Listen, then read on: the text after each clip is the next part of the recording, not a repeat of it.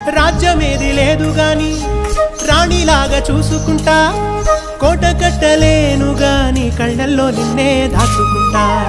రాత ఎట్లా రాసి ఉన్నా ఆ మార్చి నీతో రాసుకుంటా. స్వర్గమంటూ ఉన్నదంటే అది నీతోనే ప్రతిరోజు పంచుకుంటా. నిన్ను గన్నవి నాన్న కన్నా అల్లారు ముద్దుగా సాగుకుంటా. నీకు కోపం వస్తే కొంత దూరం ఉంటా, నువ్వు గీత గీస్తే నేను దాటనంటా. కంట నీరు కంటి రెప్ప దాటకుండా కాటుకై కావలుంటా.